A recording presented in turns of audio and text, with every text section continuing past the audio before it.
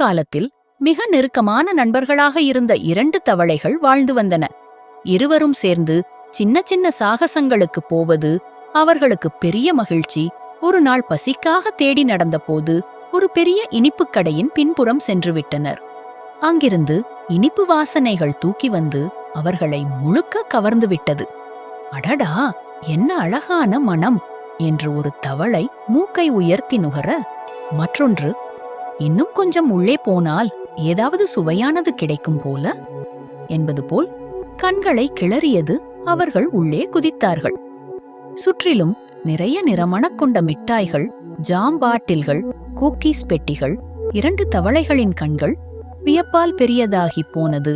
அவ்வளவு ஓடியபின் தாகமாக இருந்தவர்கள் மூலையில் ஒரு பெரிய பானையில் பால் இருப்பதை பார்த்தார்கள். சூப்பர், இது நமக்கு தண்ணி மாதிரிதான் என்று நினைத்து இருவரும் பானைக்குள் குதித்தார்கள்.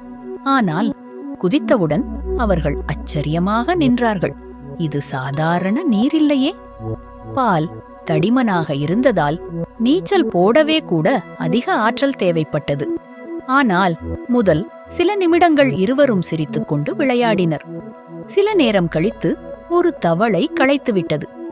அட நண்பா, எனக்கு ரொம்ப சோர்வாக இருக்கிறது, வெளியே போகணும், ஆனா எனக்கால் வரல என்று மூச்சு விட்டான். ஆனா இன்னொரு தவளை தளரவில்லை. இல்லடா, நாம இப்போ விட முடியாது, கொஞ்சம் இன்னும் அசைவோம், ஏதாவது நடக்கும் என்று உற்சாகப்படுத்தினான். சோர்ந்த தவளை சற்றே போராடி நின்றுவிட்டது. ஆனால் துணிந்த தவளை மட்டும் தொடர்ந்து தொடர்ந்து தள்ளாடி நீந்திக் கொண்டே இருந்தது. மெல்ல நேரம் கழிந்தது. அவன் கால்கள் பாலில் அடித்துக்கொண்டே இருந்ததால் பால் கெட்டியாகி வெண்ணெயாக மாறத் தொடங்கியது.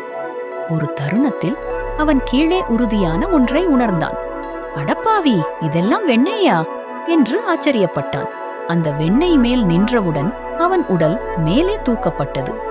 சிறிது தாண்டி பளி என்று பானையில் இருந்து குதித்து வெளியே வந்துவிட்டான். அவன் உயிர் வாழ்ந்தது. ஏனெனில் அவன் விடாமுயற்சியை மட்டும் விடவில்லை. கதையின் நெறி, துணிவு மற்றும் பொறுமை இருந்தால் கடினமான சூழ்நிலைகளும் மெதுவாக நம் பக்கமாக மாறிவிடும்.